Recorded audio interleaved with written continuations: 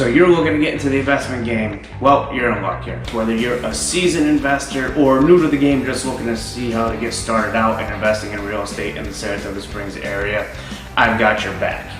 I bought my first investment property almost 20 years ago, and I've been in the game ever since. So this video coming up is all about how I can help you either start or grow your portfolio, whether you're looking for fix and flips, maybe buy and holds. I've got you back in the Saratoga Springs area, so watch this video and stay tuned.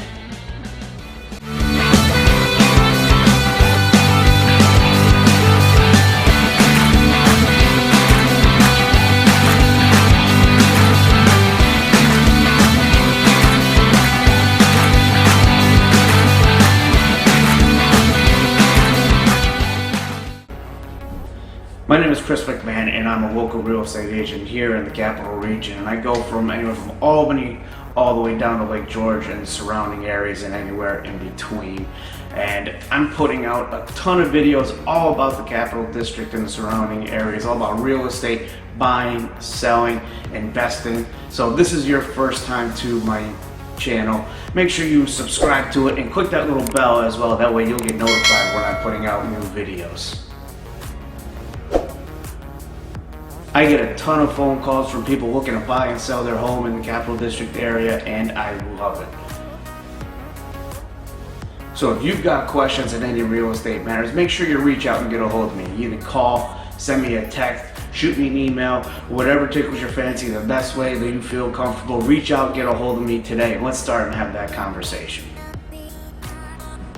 First, just a little bit about myself and my background as far as investing properties go. I'm standing here for me right now in the kitchen of a fix and flip that we bought just a couple months ago. We've now got it under contract and ready to sell. But we're standing in the kitchen here, and this is one of my rehabs.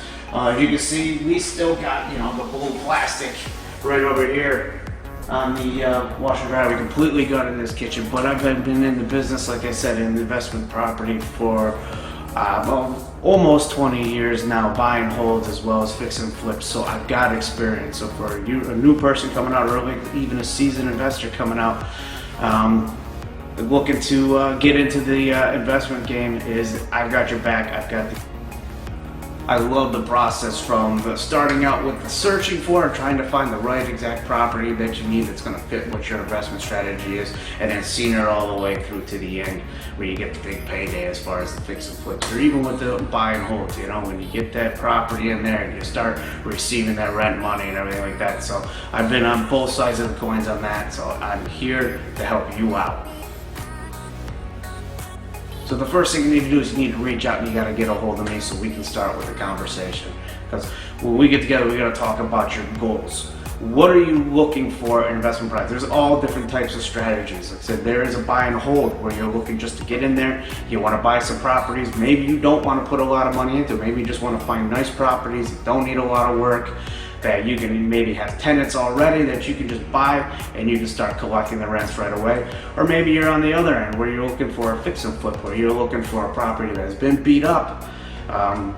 Really, it needs a lot of work, $30,000, $40,000, $50,000 you need to put in it, and you want to buy that property, single family property, buy it, put the money into it, fix it up, and then turn around and sell it down at the end. And there's anything in the middle there. So there's commercial properties, and we got duplexes that maybe you want to buy and put some money into, but you're going to hold them. But we got to have a conversation. We got to see what your goals are, what you're trying to get out of it, what your budget is.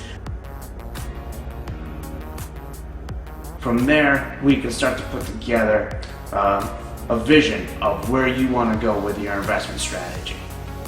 The second thing we got to do at that point is we're going to throw in and we want to dial in a location. So do you want to maybe look for just single family fix and flips that are kind of out in developments outside the city a little bit and that kind of area, or are you looking, maybe you want to stay inside the city limits, so you just want to buy and hold something that's close to bus line, walking distance to shopping, that kind of thing, that's kind of more appealing for someone who may be renting.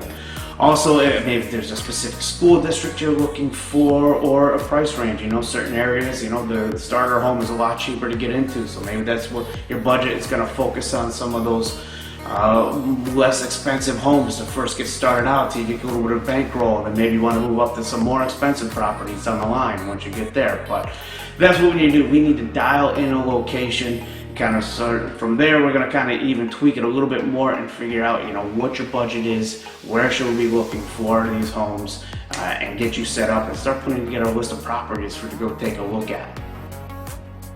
So like I said, I've been in the business for almost 20 years, and over that time I've developed some relationships with a lot of great contractors. So of course you're always free to use the contractors that you know. If you don't know any, or you're looking for suggestions, you need an electrician, maybe you need a plumber, just a general contractor that maybe just does everything, and you can just kind of deal with one person instead of dealing with multiple people, that type of thing.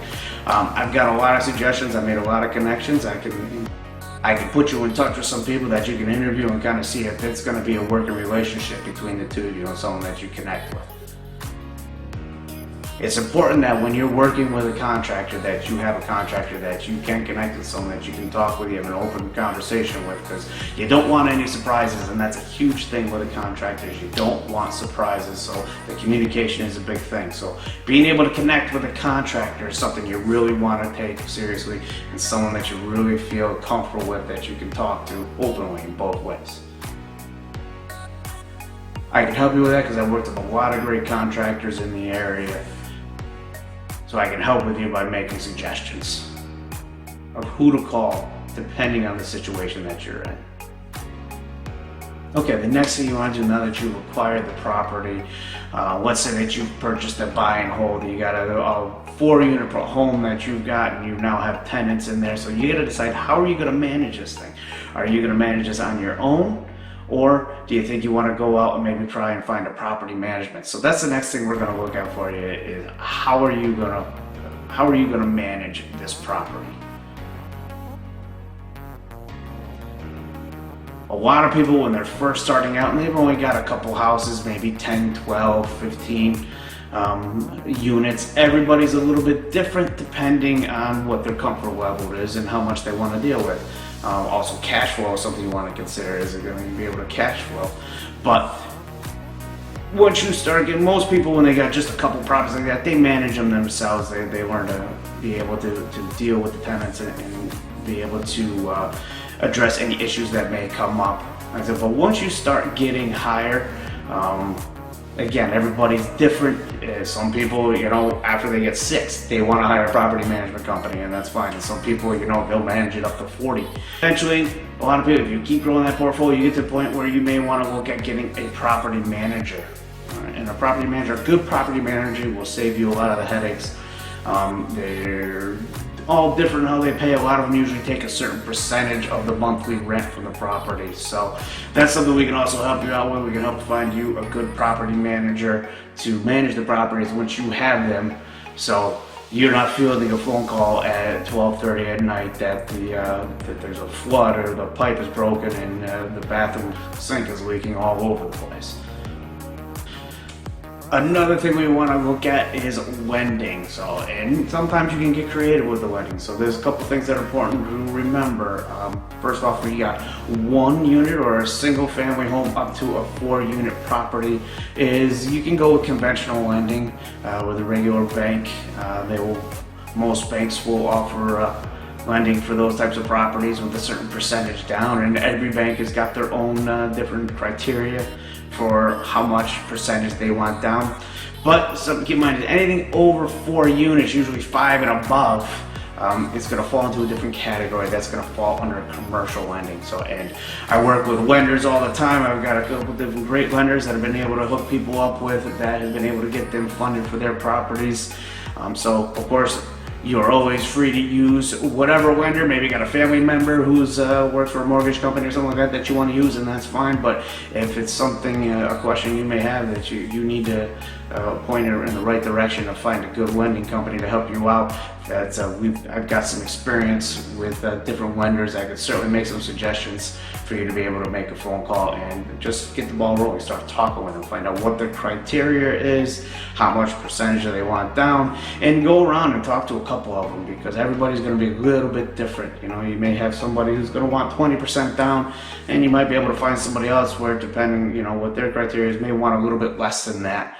So you could get into a property for less money out of pocket as well. But that's something I can help you out with and make some suggestions and point you in the right direction to find some lenders that can help you get your first project or your next project with however many you're at. If you're at, you know, your 10th house, your 12th house, something like that, you know, I can also help you get you funded for those too.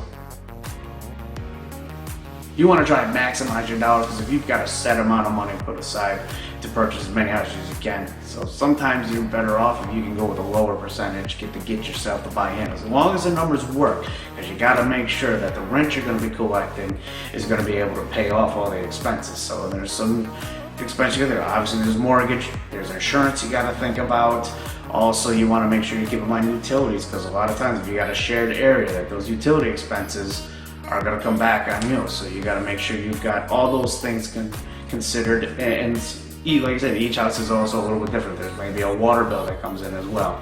So you want to make sure that the expenses going out, you know, don't go over the income coming in. So the cash flow is an important thing to take a look at when you're also looking at funding. You want to make sure that you're going to cash flow money in your pocket after your expenses every month. So maximizing your dollar is a big thing that you're going to want to look at when you're looking for investment property.